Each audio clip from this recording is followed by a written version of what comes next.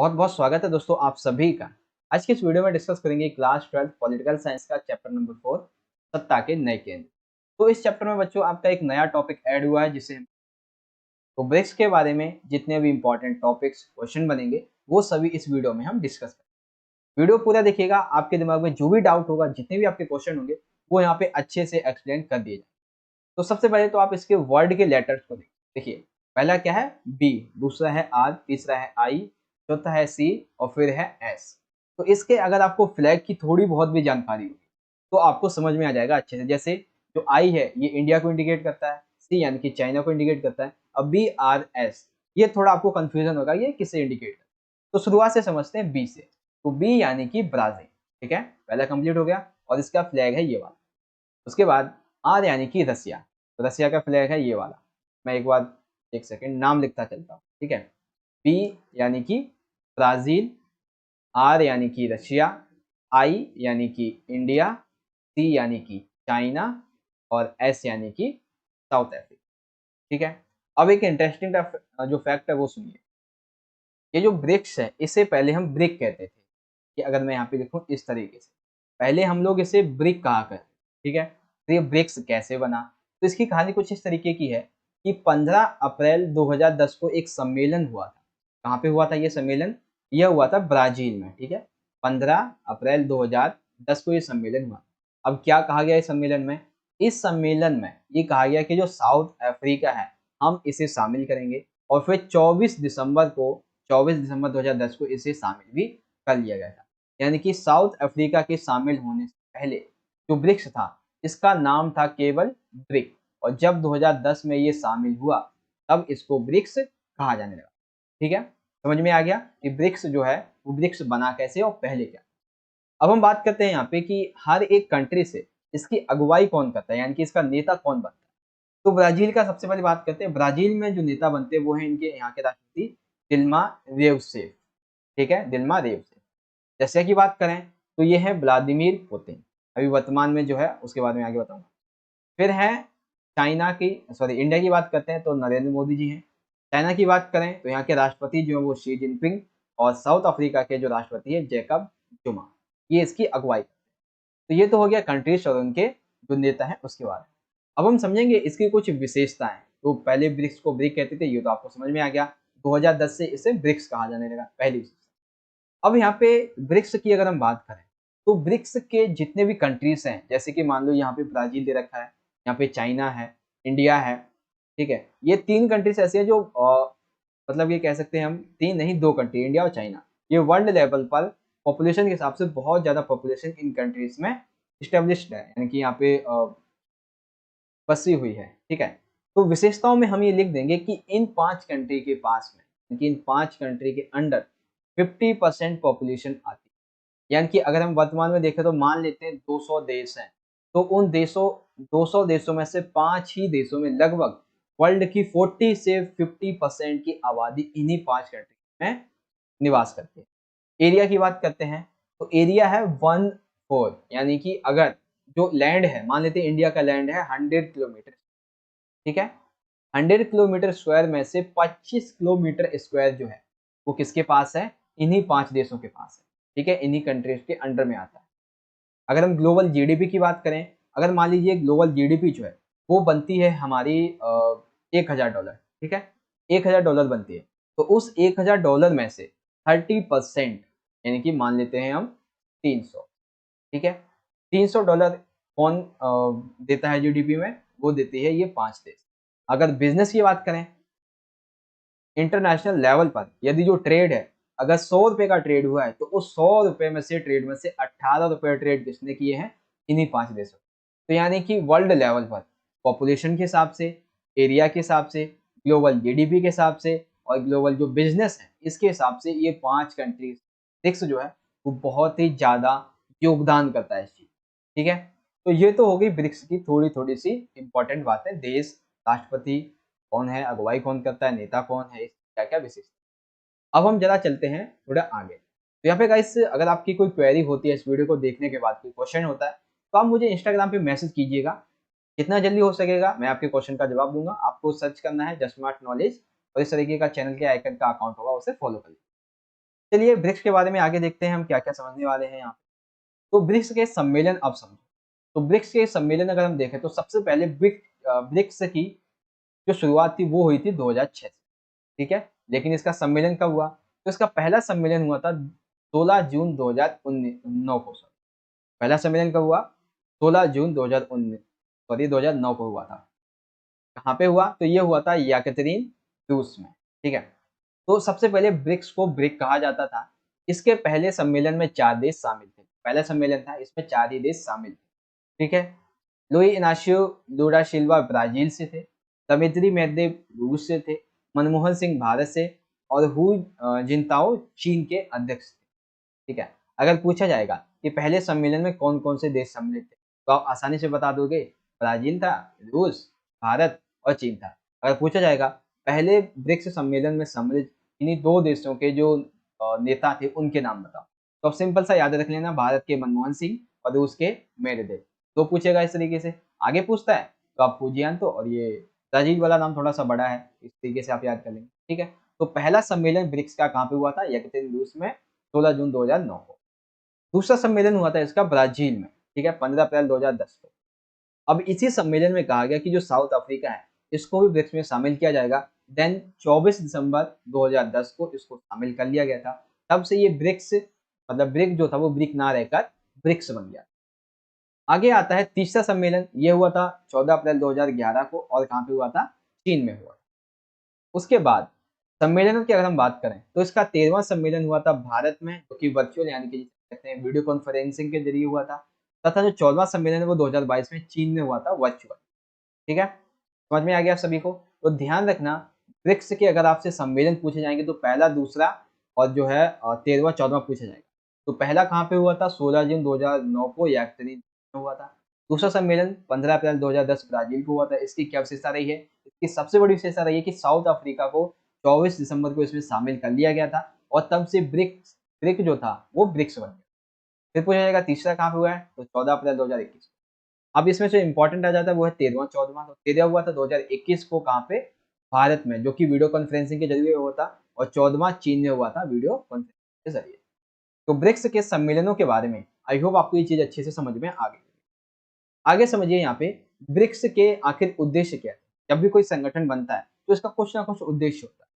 तो ब्रिक्स में सम्मिलित जितने भी देश हैं उनकी अर्थव्यवस्थाओं को उभारना, यानी अर्थव्यवस्था को मजबूत करना, ताकतवर बनाना, सबसे पहला उद्देश्य है। दूसरा उद्देश्य क्या है कि अंतरराष्ट्रीय स्तर पर डॉलर का व्यापार होता है। हमें पता है कि इंटरनेशनल जो ट्रेड है वो किसमें होता है? अमेरिकन डॉलर में होता है। तो उस ट्रेड को हमें डॉलर की जगह अन्य मुद्रा में व्यापार के लिए बढ़ावा देना। जैसे कि मान लेते हैं इंडियन रुपी है, ठीक है, यूरो है, या फिर दिनार है, ठीक है, जिसे हम दुबई की जो करेंसी वो कहते हैं। तो ऐसी जो बड़ी बड़ी करेंसियां हैं उन करेंसियों को हमें इंटरनेशनल ट्रेड के लिए बढ़ावा देना है, डॉलर को हमें कम करना है। ये इसकी दूसरी विशेषता है। तीसरी विशेषता है कि वे देश जो विकासशील देश हैं उनके लिए, उनके व्यापार के लिए एक विशेष ब्लॉक बनाना। यानी कि मान लेते हैं अभी के टाइम पे श्रीलंका जो है वो काफी इंटरनेशनल ट्रेड की वजह से काफी कर्जा ले चुका है, ठीक है, और काफी ज्यादा वहाँ पे खाद्यान्न का संकट उमड़ता जा रहा है। तो हमें क्या करना है, ऐसे देश जो ऐसी स्थिति में जूझ रहे हैं और जो विकासशील हैं, हमें ऐसे देशों के लिए एक विशेष तरह का व्यापार ब्लॉक बनाना होगा जिससे वो आसानी से व्यापार कर सकें और अपने देश की अर्थव्यवस्था को सुचारू रूप से चला सकें। ये इसका तीसरा उद्देश्य है। चौथा उद्देश्य ये है कि वे देश जो ऑलरेडी विकसित हैं और वे देश जो विकासशील हैं, इन देशों के बीच में एक सेतु का कार्य करना है, कि एक मध्यस्थता का कार्य करना ब्रिक्स का एक उद्देश्य है। अगला उद्देश्य है कि अंतरराष्ट्रीय अर्थव्यवस्था और अपनी आर्थिक स्थिति को सुधारना, यानी कि इंटरनेशनल लेवल पर जो इकोनॉमी है और जो ब्रिक्स के देशों की इकोनॉमी है उसको इक्वल लाके उससे काफी स्ट्रॉन्ग करना है। ये इसका पांचवा उद्देश्य है। अगला उद्देश्य क्या है कि जितने भी ब्रिक्स में सम्मिलित देश हैं ये आपस में राजनीतिक, आर्थिक और सुरक्षा सहयोग करेंगे। यानी कि दोनों ही जितने भी देश हैं, पांचों देश, ये आपस में एक दूसरे के राजनीतिक तौर पर, आर्थिक तौर पर, सुरक्षा के तौर पर सहयोग करेंगे जब भी कोई संकट आएगा तब। सबसे आखिरी इसकी विशेषता क्या है? ये देशों की घरेलू और साझा चुनौतियों को आपसी सलाह द्वारा सुलझाने का प्रयास करते हैं। कि किसी देश के बीच में, मान लीजिए 5 देश हैं, तो इसमें से इंडिया और चाइना के बीच में कोई कॉन्फ्लिक्ट हो जाता है, कोई विवाद हो जाता है, तो ऐसे विवादों को ये ब्रिक्स में बैठकर सभी लोग मिलकर बातचीत करके तालमेल बिठा के इसको जो है सॉल्व करेंगे। ये इसकी एक स्ट्रेटेजी है, ठीक है। तो ये है ब्रिक्स के उद्देश्य। क्या क्या उद्देश्य है आपको दोबारा समझा देता हूँ। पहला उद्देश्य इसका ये है कि जितने भी देश हैं उनकी अर्थव्यवस्था को उभार कर मजबूत करना। अंतर्राष्ट्रीय स्तर पर डॉलर की जगह जो अन्य मुद्राएं हैं, यूरो है, इंडियन रुपी है, दिनार है, इसको बढ़ावा दिया जाए। साथ ही साथ विकासशील देशों के लिए उनकी जब स्थिति खराब हो और जो वो विकास कर रहे हैं, तो ऐसे में उनके लिए एक विशेष व्यापार ब्लॉक बनाया जाए जिससे वो अपना व्यापार आसानी से कर सकें। विकसित देश और विकासशील देशों के बीच में एक सेतु का, एक मध्यस्थता का कार्य करना। साथ ही साथ जो अंतर्राष्ट्रीय अर्थव्यवस्था है उसके साथ में ब्रिक्स के जो देश है उसकी अर्थव्यवस्था को मिलाकर स्ट्रॉन्ग करके मजबूत करना है। साथ ही साथ आपस में जो है वो हमेशा से राजनीतिक, आर्थिक और सुरक्षा सहयोग करेंगे ब्रिक्स में सम्मिलित सभी देश। और देन सबसे लास्ट में है कि जो देशों की घरेलू या फिर जो चुनौतियां हैं, जो वाद विवाद होता है, उसको बैठकर तालमेल से यानी कि सामंजस्य से सुलझाएंगे। तो ये हो गए ब्रिक्स के उद्देश्य। सारी चीजें आपको समझ में आ रही है? अगर समझ में आ रही है तो कमेंट बॉक्स में बताओ यस सर समझ में आ रही है। चलिए अगला टॉपिक क्या है हमारा। यहाँ पे इन्होंने क्या किया कि चलो हम विकास तो कर ही रहे हैं, अब हम क्या करते हैं कि हमें फंडिंग की जरूरत पड़ेगी, तो हम अपने लिए एक बैंक बना लेते हैं, जो कि इन्होंने बनाया एनडीबी, न्यू डेवलपमेंट बैंक। कौन सी बैंक है ये? NDB, new development bank. Basically इस बैंक का लोगो जो वो कुछ इस तरीके का है, आप यहाँ पे देख सकते हैं बैंक का लोगो इस तरीके का है इसका। ये जो बैंक था वो बेसिकली भारत के सुझाव पर बनाया गया था कि भारत ने ब्रिक्स के देशों में सुझाव दिया कि हमें अपने विकास को और ज्यादा बढ़ाने के लिए, फंडिंग के लिए हमें एक बैंक बनाना चाहिए। तब ब्रिक्स देशों ने मिलकर 2014 में एक बैंक बनाया एनडीबी, ठीक है। बेसिकली इसका जो मुख्यालय है वो कहाँ पे? चीन में। चीन में कहाँ पे है? शंघाई। इस बैंक का जो कार्य वो क्या है?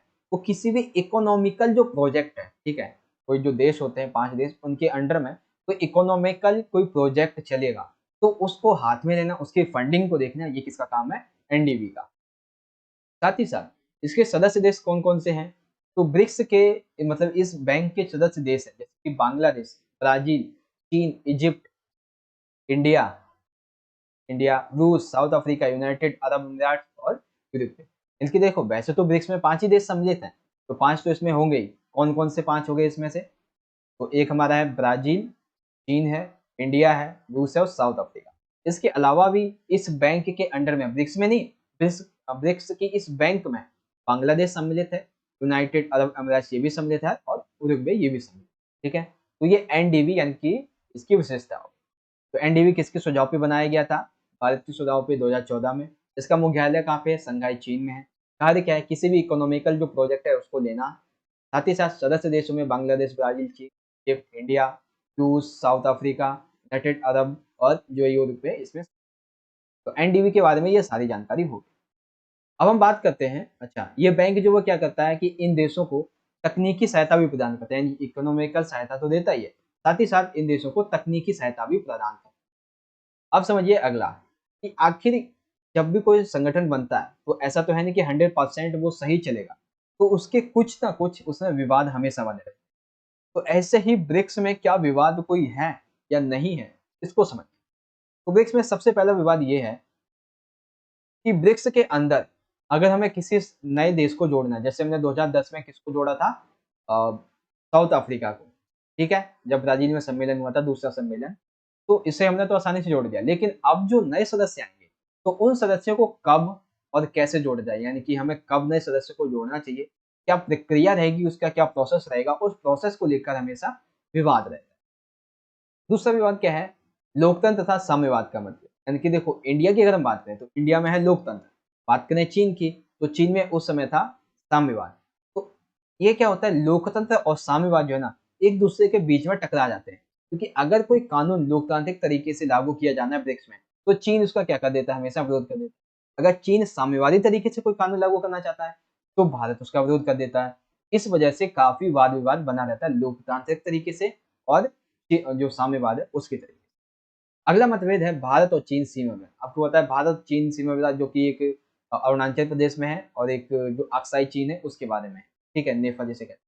तो कहीं ना कहीं भारत और चीन के जो संबंध है वो ब्रिक्स के सदस्य के जो देश है उसके बीच में विवाद का एक कारण बनते हैं। वहीं इसी के संबंध में चीन और पाकिस्तान की नदियों को लेकर विवाद है। अभी आपको रिसेंटली पता होगा कि जो पाकिस्तान था इसमें चुनाव हुए थे, इमरान खान की सरकार जीती, वो हट गई। अब जो है वो जो चाइना है वो ये कोशिश कर रहा है कि वापस से इस सरकार को गिराया जाए और जो इमरान खान है उसे वापस से गद्दी पे लाया जाए, क्योंकि वही एक ऐसा व्यक्ति है जो चाइना की बात को अच्छे से मानता है। ठीक है, तो चाइना जो है, मतलब चाइना और जो पाकिस्तान है, इसकी नज़दीकियाँ वैश्विक लेवल पर और ब्रिक्स के देशों के लिए काफ़ी खतरा साबित हो सकती है। ये एक विवाद है। अगला विवाद क्या है कि ब्राज़ील के द्वारा चीन की मुद्रा युआन से संबंधित, यानी कि बेसिकली देखो, चीन क्या चाहता है? चीन चाहता है कि हमारी जो मुद्रा युआन है, वो ब्रिक्स के देशों के साथ में उसका व्यापार हो। लेकिन ब्राज़ील जो है, उसके द्वारा इसका जो है का विरोध किया जाता है और साथ ही साथ ब्राज़ील जो कहता है कि ब्रिक्स में कोई एक पर्टिकुलर देश की मुद्रा नहीं चलेगी। ठीक है? तो ब्रिक्स देशों के बीच में ये 5 विवाद हैं। सबसे पहला विवाद क्या है हमारा यहाँ पे कि किसी भी नए सदस्य को कब जोड़ा जाए, कैसे जोड़ा जाए? चीन और भारत का मतभेद क्या है? लोकतंत्र और साम्यवाद का, साथ ही साथ सीमा विवाद है। चीन और पाकिस्तान की नज़दीकियों को लेकर विवाद है। भारत और पाकिस्तान के बीच में जो युद्ध होते रहते हैं, इसको लेकर विवाद है और साथ ही साथ ब्राज़ील के द्वारा चीनी मुद्रा युआन से संबंधित जो समस्या है। ठीक है? तो गाइस इस तरीके से ब्रिक्स के बारे में जितनी नॉलेज यहाँ पे थी, वो मैंने आपको दी। तो आई होप आपको सारी चीज़ें समझ में आ गई होंगी। ब्रिक्स में 5 देश सम्मिलित हैं और हर देश से कौन-कौन से नेता जो है उसकी अगुवाई करते हैं। क्या इसकी विशेषता है, यहाँ पे आप देख ही सकते हैं है इसकी। उसके बाद ब्रिक्स के सम्मेलन कौन-कौन से कहाँ हुए? शुरुआत 2006 में हुई। पहला सम्मेलन 16 जून 2009 को यकतिन में हुआ। दूसरे सम्मेलन 15 अप्रैल 2010 ब्राज़ील में और इसी में साउथ अफ्रीका को शामिल किया गया। तीसरा हुआ था सम्मेलन 14 अप्रैल 2011 को चीन में। और जो 13वां सम्मेलन है 2021 में भारत में हुआ था वीडियो कॉन्फ्रेंसिंग यानी कि वर्चुअल, और 14वां 2022 चीन में हुआ था वर्चुअल। ब्रिक्स के उद्देश्य क्या हैं? तो सदस्य देशों की अर्थव्यवस्था को और अधिक मजबूत करना, अंतर्राष्ट्रीय स्तर पर डॉलर का जो ट्रेड है, यानी कि डॉलर से जो ट्रेड होता है उसको कम करके अन्य जो मुद्राएं हैं उसको बढ़ावा दिया जाए। विकासशील देशों के साथ में व्यापार के लिए एक अलग से विशेष ब्लॉक बनाया जाए। विकसित देश विकासशील देशों के बीच एक सेतु, एक मध्यस्थता का कार्य करना। साथ ही साथ अंतर्राष्ट्रीय व्यवस्था और आर्थिक जो स्थिति है अपनी ब्रिक्स देशों की से जोड़ना और मजबूत करना। आपस में राजनीतिक आर्थिक सुरक्षा सहयोग को बढ़ावा देना। देन लास्ट, जो भी घरेलू हिंसा या फिर जो भी घरेलू वगैरह विवाद होते हैं, जो चुनौतियाँ होती हैं, उनको आपस में बैठ के तालमेल से सुलझाना। एनडीबी ये एक बैंक थी जिसके बारे में हमने सारी जो नॉलेज यहाँ पे। उसके बाद ब्रिक्स के देशों के बीच में क्या-क्या विवाद है, तो इसको कब जोड़ा जाए, कैसे जोड़ा जाए, ये विवाद है। चीन और भारत को लेकर जो लोकतंत्र साम्यवाद है, इसको लेकर विवाद है। सीमा विवाद है, ठीक है। चीन और पाकिस्तान की नदियों को लेकर विवाद है। भारत-पाकिस्तान युद्ध को लेकर विवाद है, ठीक है। ब्राज़ील के द्वारा चीन की जो मुद्रा युआन है, इसको लेकर विवाद है। तो इस तरीके से ब्रिक्स का हमारा आज का जो टॉपिक था, आई होप आपको अच्छे से सारी चीज़ें समझ में आ गई। गाइस अब अगर आपको वीडियो अच्छी लगी हो, तो वीडियो को ज़्यादा से ज़्यादा अपने दोस्तों के साथ शेयर कीजिएगा और वीडियो को लाइक भी कीजिएगा। कमेंट करके बताइएगा कि यस सर हमको सारी चीज़ें अच्छे से समझ में आई हैं। अगर आपका अभी भी कोई क्वेश्चन, कोई क्वेरी, कोई डाउट होता है, तो आप मुझे इंस्टाग्राम पे मैसेज कर सकते हो। मैं वहाँ पे आपको जल्दी-जल्दी रिप्लाई कर दूँगा। अगर आपके चैनल को सब्सक्राइब नहीं किया तो कर लीजिए, क्योंकि ऐसे इंपॉर्टेंट वीडियो आते रहते हैं। तो मिलेंगे आपसे अगली वीडियो में, तब तक के लिए आप पढ़ते रहें, अपना ख्याल रखें। धन्यवाद। जय हिंद, वंदे मातरम।